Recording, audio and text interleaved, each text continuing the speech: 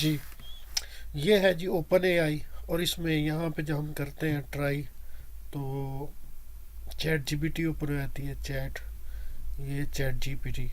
और अब इसका मकसद क्या है, चैट जीपीटी किससे हमसे करना क्या है, इससे क्या क्या हासिल कर सकते हैं। तो बेसिकली चैट जीपीटी हम टेक्स्ट के सूरत में जो सवाल भी हमारे माइंड में आता है वो टेक्स्ट की फॉर्म में है, तो हम टेक्स्ट में यहाँ लिखेंगे। नॉर्मली हम गूगल सर्चिंग भी टेक्स्ट में ही करते हैं, हम कुछ भी वहाँ लिखते हैं और गूगल जो है हमें बता देता है। सिमिलरली यहाँ भी करना है। अच्छा, गूगल में या किसी भी और सर्च इंजन से जो हम करते हैं सर्चिंग और उसके आंसर्स भी मिलते हैं, तो वो किसी न किसी ह्यूमन के लिखे होते हैं और उस ह्यूमन की रिसर्च बेस्ड होते हैं। वो कोई ह्यूमन जो है किसी ने रिसर्च की होती है और उसकी बुनियाद पे वो वहाँ पे एक रिसर्च अपनी लिख देता है, एक आर्टिकल लिख देता है और फिर उसके टैग्स लगा देते हैं जो हम क्वेश्चन जिस सोच में हमने उसे सर्च करना होता है। तो जैसे ही हम सर्च करते हैं तो वो उन टैग्स से या उसके टाइटल से मैच कर जाते हैं और वो उसका आर्टिकल हमारे सामने आता है और हमें इन्फॉर्मेशन मिल जाती है। तो इसमें सारा क्रेडिट उस बंदे को जाता है जिसने रिसर्च की है। लेकिन चैट जीपीटी में ये चीज़ जो है ये थोड़ी सी डिफरेंट है। इसमें यह है चैट जीपीटी आर्टिफिशियल इंटेलिजेंस है।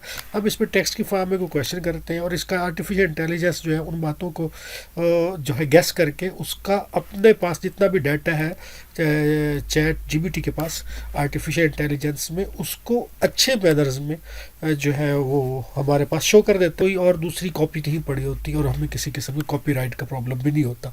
तो हम इस पर कोई भी क्वेश्चन कर सकते हैं। कायदे आज़म के बारे में लिखते हैं।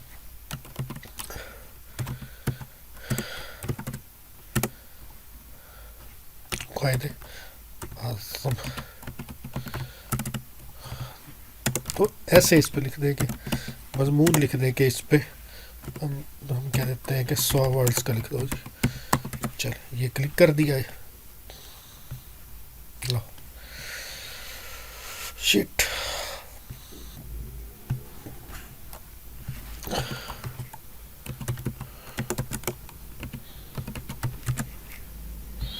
why error, don't know what's problem।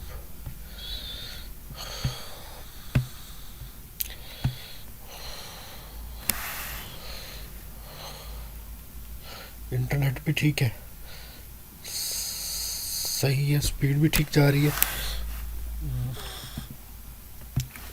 चलो चैट जीपीटी में चैट जीपीटी ही ढूंढते हैं। जीपीटी, अब तो इसे लिखना स्टार्ट कर दिया चैट जीपीटी के बारे में कि है क्या।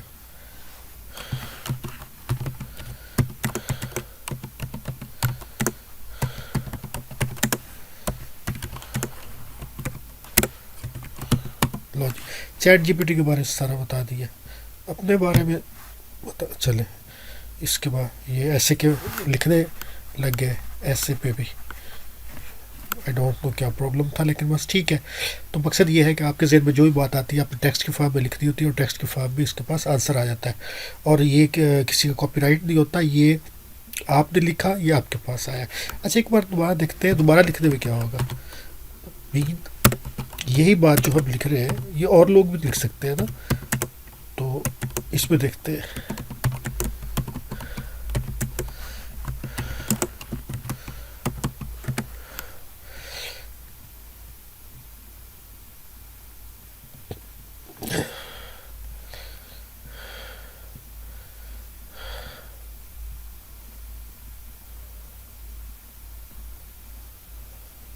चेंज हो गया, चेंज हो गया जी। उसमें 100 वर्ड्स लिखे थे। अच्छा, जिसमें भी लिखे हमने क्वेश्चन तो सेम किया, QUAID, QUAID, AEEZAM, ESSAY, same question है लेकिन दोनों बार चेंज हो गया आंसर। सो मालूम बात है, लेकिन देख ले।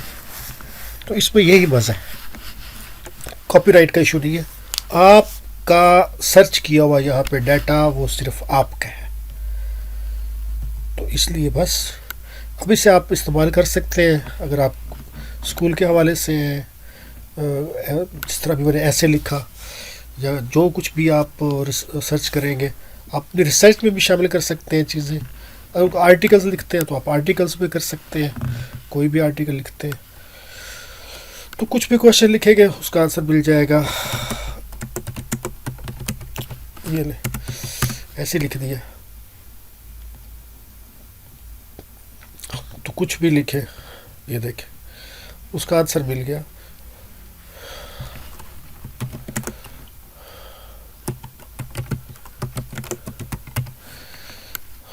क्वेश्चन मार्क लगा देते हैं, कुछ भी लिखे। Refrigerator works by using a